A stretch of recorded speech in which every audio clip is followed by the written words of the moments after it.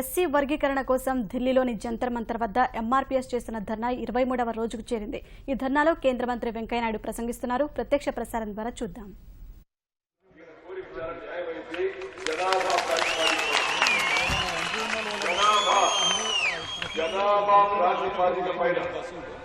ఎవరికి ఎక్కువ ఇవ్వబడ, ఎవరికి తక్కువ చేయబడ, ఎవరి జనాభా ఉంటే ఎలాగైతే శిష్యులు కులాలకు 15%, 16% రిజర్వేషన్లో అలాగే దీంట్లో ఉండే ఉప కులాలన్నీ కూడా వాళ్ళ జనాభాను బట్టి రిజర్వేషన్ ఇవ్వండి.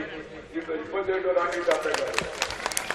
దీంట్లో సరికించాల్సిన అంశం ఏంటో నాకైతే అర్థం కాదు. దీంట్లో విభజించాల్సిన అంశం ఏంటో నాకైతే అర్థం కాదు. ఇది నిజమైన అసలైన సిసలైన సామాజిక న్యాయం.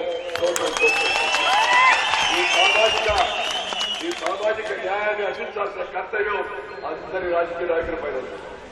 ఇదేదో ఒక వెంకయ్య నాయుడు పైన బాధ్యత కాదు. ఇందాక కృష్ణ చెప్పి చూస్తుంటే ఇదంతా బాధ్యత ఏ ఒక్కడి వల్ల కూడా కాదు, ఏ ఒక్కడి బాధ్యత కూడా కాదు. అందరినీ కూడగట్టే కార్యక్రమాన్ని అనేక సంవత్సరాలుగా చేస్తున్నారు. ఆ కార్యక్రమంలో కొంత సహకారం నేను కూడా అందించాను. పార్టీ వాళ్ళతో పార్లమెంట్ లో ఉన్నాను కాబట్టి అన్ని పార్టీలతో వ్యక్తిగతంగా మాట్లాడలేదు. మాట్లాడినప్పుడు అందరికి విషయాలు చెప్పినప్పుడు అందరికి సరైనదే, దీంట్లో తర్కం ఉంది, సహేతుమైంది, దీనికి సమర్థన ఇవ్వాలని అందరూ చెప్పారు. నేను మాట్లాడినంత కృష్ణలు వారు వేరు పంపించారు. వారు అంగీకరించి మనకు అనుకూలంగా అవసరాలు ఇచ్చారు. భారతీయ జనతా పార్టీ ఆంధ్రప్రదేశ్ లో తెలంగాణలో అధికారికంగా కూడా తీర్మానం చేసింది.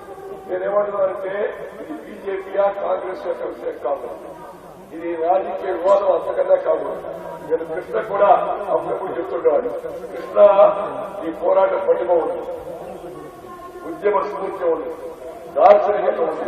కానీ అప్పుడప్పుడు ఆవేశం వచ్చినప్పుడు ఎవరి గురించి ఏం మాట్లాడచ్చో ఏం మాట్లాడుతుందో ఆ వివేచన లేకపోవడం వల్ల నేను చెప్పాను గట్టిగా. ఈ ఉద్యమంలో తిరిగి రావడం మీకు మంచిది కాదు. చంద్రబాబు నాయుడు, రాజశేఖర రెడ్డిలో, చంద్రశేఖరరావులో విమర్శించాల్సిన అవసరం నీకు లేదు. ఎందుకంటే సమస్యకు మూల కారణం వాళ్ళు కాదు. సమస్యకు మూల కారణం వ్యవస్థలో మార్పు రావాల్సి ఉంది, ఆలోచనలో మార్పు రావాల్సి ఉంది. అన్ని రాజకీయ పార్టీల సహకారం మనకు కావాల్సి ఉంది. అప్పుడే ఈ కోరిక నెరవేరుతుంది అనే విషయాన్ని రాజశేఖర మీద ప్రేమ, చంద్రబాబు నాయుడు మీద ప్రేమ, చంద్రశేఖరరావు మీద ప్రేమ కొంచెం మాట కాదు. ఏ ఎంఆర్పీఎస్ లో చిరికలు రావడం కూడా మంచిది కాదు. అదేవిధంగా రాష్ట్రాల ప్రభుత్వంతో చేరబెట్టుకోవడం మంచిది కాదు. ఎందుకంటే చెయ్యాలంటే అన్ని చేతులు కలవాలి, అడ్డం వేయాలంటే ఒక చేయించాలి. అది దయచేసి అందరూ గుర్తుపెట్టుకోవాల్సిన అందరూ కూడా బాగా చేస్తున్నారు.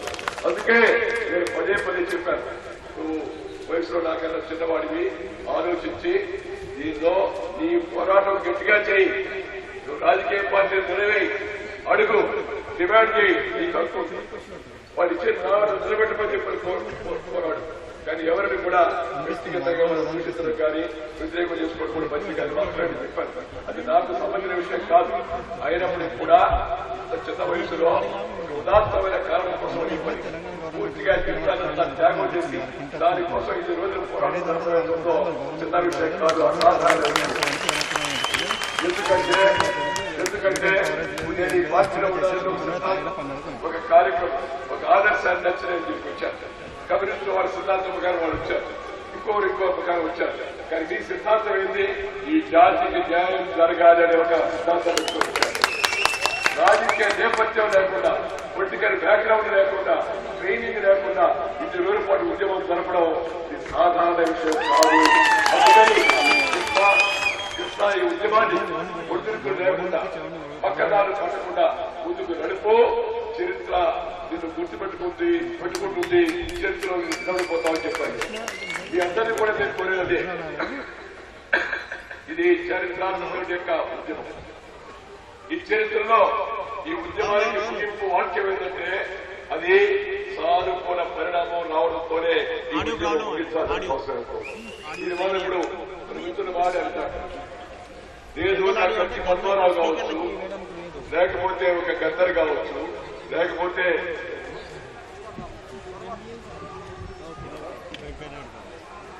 ధర్మదాస్ లోకరాధ కావచ్చు, ఇలా అనేక మంది.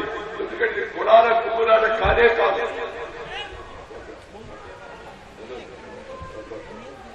ఇది మాలా మాదిగా అనేది గుర్తింపు కోసం పెట్టుకుని మాత్రమే. కానీ మనందరం అంతిమంగా దేశంలో అందరం ఒకటే.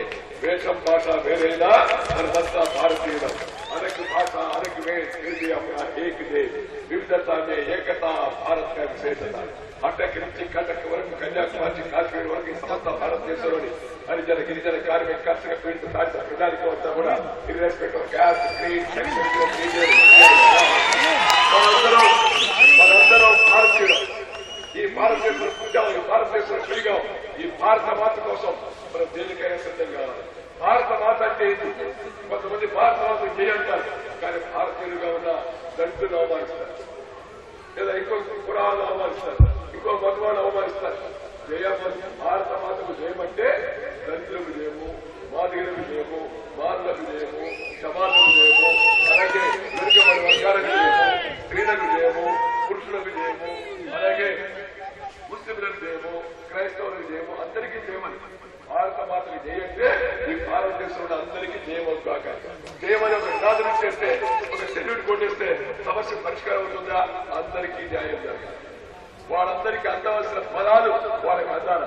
అదే డాక్టర్ బాబాసాహెబ్ అంబేద్కర్ మనందరూ కూడా సూచించిన మాట్లాడి మహాత్మా గాంధీ గారు చెప్పిన, దీన్ దయాళ్ ఉపాధ్యాయ గారు చెప్పిన, డాక్టర్ ఎడ్గేవారు చెప్పిన, లేకపోతే రామ్ మనోహర్ లోహియా చెప్పిన, ఆఖరికి వస్తున్నది పరవాడు అసలు చెప్పిన, అందరికీ న్యాయం జరగాలి.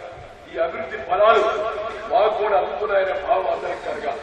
అందుకే మన ప్రధానమంత్రి గారు, ఆయన ప్రధానమంత్రి మొదటి రోజు ఒక మాట చెప్పాడు పార్లమెంట్కి వచ్చినప్పుడే. ఏమని?